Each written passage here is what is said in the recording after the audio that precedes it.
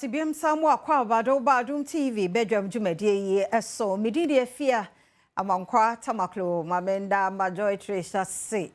matade kama ashano pay medwudwam saa no nti opatade we ni atade bia okọ Instagram ni Facebook a majoy tresh ubenya bi nanso ahye kama the links medasi akosia wonkwaso so ayi mitine kama de amame Frederick Opticals ebo meni no hoban na menya menua Berman so ewo ha Sermens ewo ha no last week ushia no yedi nkomo ene ye to aso be me na memo ache mo na bia boko de oba de ndia nkwa ache ye de nyame ase papa pade achi bia ni pa foforo ba to wadaro ma yen sanhye nkomo no ase bia mu no be na wadwaman so na de na ye nipadua no yo Stefia mesa da CP na arefo na etifo so ya mo bibia kwa ba e dey about Pemsan company limited ko fa ba ya ko fa drum on waso e friend Sermens Vyter Herbal mixture and then the capsules they are beja so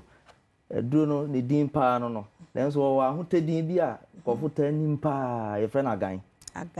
agan kan ka se woti agan pe ne e pa che se ejan ai na duro na djuma yenti e na etu ni din sa ye djuma wontini mu na san ye djuma wonompem nti wo suma na se me pese aha e na duro na kwa be ko pepepe san so na ejan so me to a me wo target area bi se aha na me to ejan na fa ko pepepe na baby am dey sha say last week baby am dey here no questions be brave fa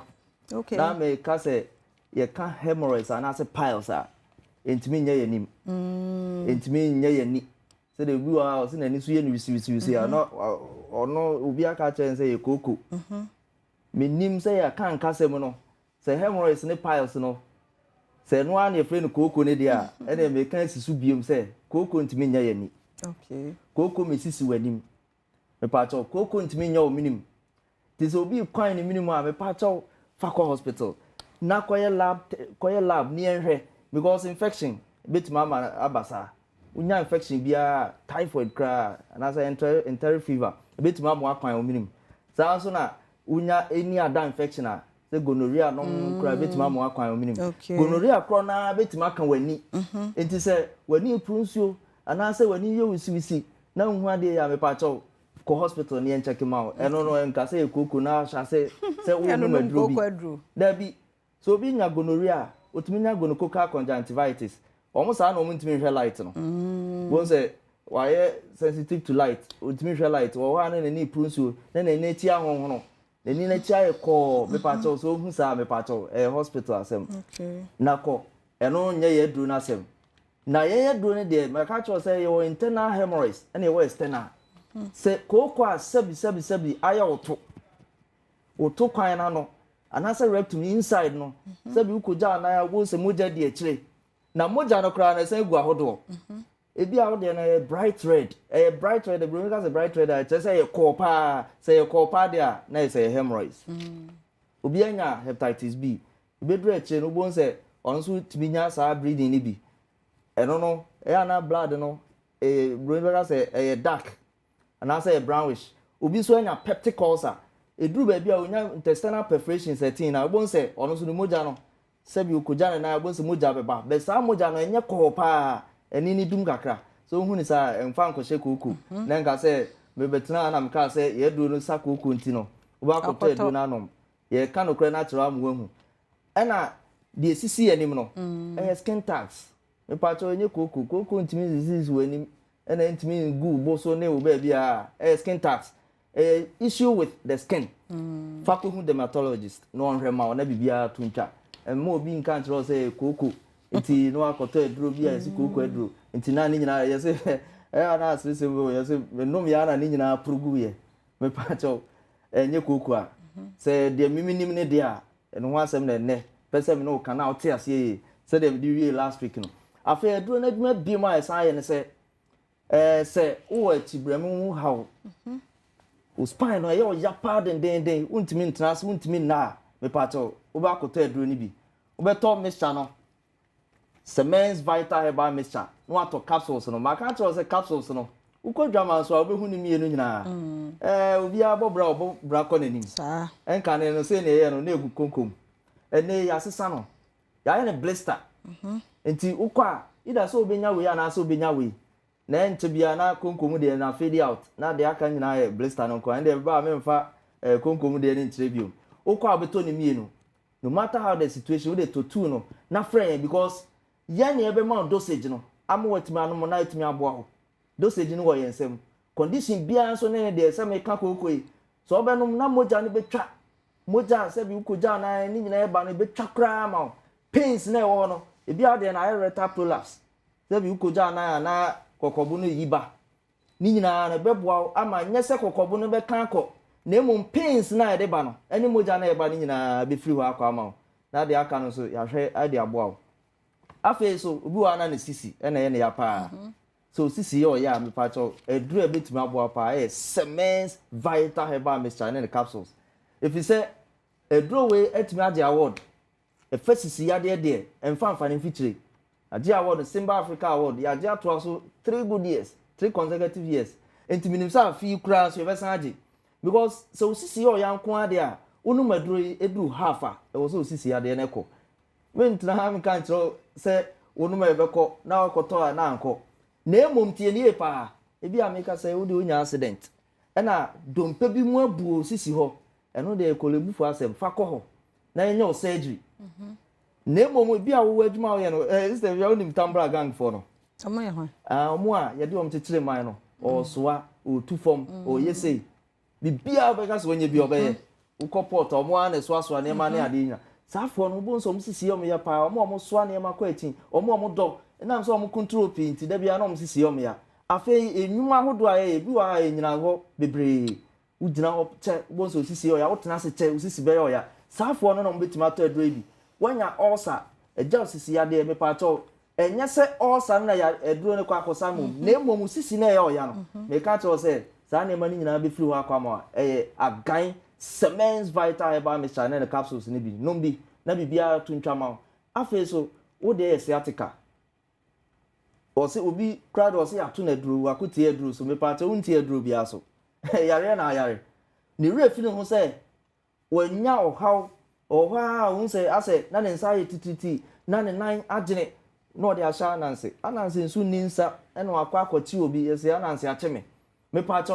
se uhunu sa ansenche ne we bia hu se nerves no na ohaw no maka che se aduru ne yedma o nerves no ko se ntini no de mfa ne mfitiri eduro no beboa wo sciatica no to ase etwetwe nyina no o nan o se me nan o ha na agene me nan so ano de si form ni nyina agene no pa chokoto eduro no bi to mixture no na to capsules ne ka ho wo de an so obeya so obe free number no ne ye no wadi nkomo number na hu screen so no wo de fa free ne yan kan tro yan tro kwan a obe fa so a obe no meduro na bibia e kama ma na me ka se e adwuma wo intinimu no e de na wo ye bema o su tie me pa no pay me ma no me no kasa na enra na ye janom da dede na anko se de mu de ne ekoye no Yehowa sa na tie eduru hon ma mu de ne ama no buni mu pa asa mo ya mo mpe sa daje no daje ne ka ho mesra we janom mu ntie se ubetima ye ja mapa na wadi mensem e wo fie ama yire eni age wo fie a me pa to eduru agan Sermens Vyter Herbal mixture and then the capsules enye sika o hwe obi wo a oni hwe oniska nanso ubafie ni die wo fie no nya senketo akra esan se ne mensem no oye won paso se entini no na se obema no betimi asore gina so na nya ahoden a uhia se moja betimi ade afusane akọ obema no eduru ebeboa wo Sermens Vyter Herbal mixture and then the capsules if you say eduru won nitric oxide no if you say obi chichire nkate ofa rubber no bonso na no hu rubber no ansa na ode nkate na egum ade na ofa rubber na wan fa nkate na egum nanso jiso hu mansa e wo se rubber no mu da ho emu bie se wontim betima bia wo hia nitric oxide sa nitric oxide na nam nhaban ni nubra ayede aye adro nti eboa ema wontin mu bie ntina keka to so ntina emu asisie bro no ka sa plaques arteries ni nyina emu bede da ho sade ahodo nyina be firi moja abonto nyina be firi wa dro Sermens Vyter Herbal mixture agan ni bi na wonom ama moja timi de afusane akọ ama obema na wasi ni trans na watimi asori hwe wo ye bema na wo de premature ejaculation how ti o de no de bia me ka asem we say adu be say twetwema me ti my contact no me pa to kota adu ni bi number no is 0240 61 60 61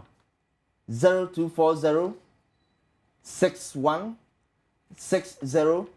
61 na este fia me sorry kra na ma no so ehu hia pa ma me mfantwa tiawa obi okomfikira ono so wote yaw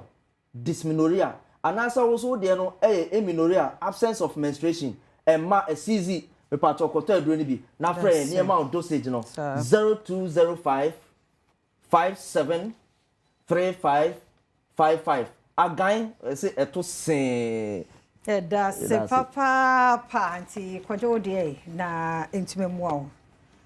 ya to so de na GCB bank shareholders update no eguso ekoso mesro sa woni GCB edi ensawoso a bowura won branch bi ben wo bia na koye update no na tumi aboa ye pese mail no ye send a ye de bro direct na ye se bibia akokama o telephone number no so enye wankasa ene ye no ebedi enkomo